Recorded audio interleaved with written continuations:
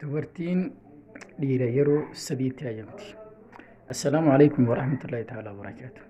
Hordoftoota fi kabajamtoota jaalatamtoota Habshaal akkasuma abdii Oroo faamilii hundi keessumaa jiraatan isin jecha shamarran takkaawudhii dubartoonni dhiira yeroo sadiitti haajaman sadani takkaffaa abbaa, lammaffaa abbaa manaa, sadaffaa ilma isii.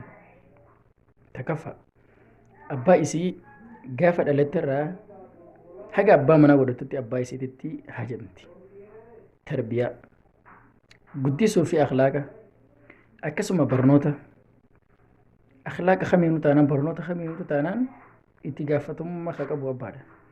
Akkasuma abbaadhatti haajamti. Lammaffaa gaafa abbaa manaa horatte garuu qajeelchuu fi kabajaa fi ulfina itti horuu abbaa manaa isiititti haajamti. Sadaffaa gaafa ilmi isiititti haajamtu gaafa dulloomte, gaafa dhaltee ilmaan hedduu horatte, ilmaan isiititti nasachuudhaaf gaafa tabaruu dhabde, akkasuma gaafa isiin nama guddaa taate ilma isiititti haajamti. Qabeenya taatus humnaan taatus bira dhaabbachuudhaan ilma isiititti haajamti.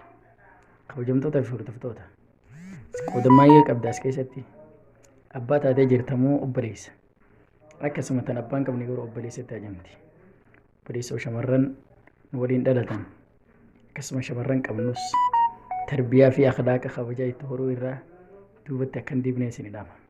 Kan daawwachaa jirtan obboleessa kanas inshaallah viidiyoon kun yoo sattale sheer godhuun dagatiin yoo sittiin toliin illee bira kutuu ni dandeessa.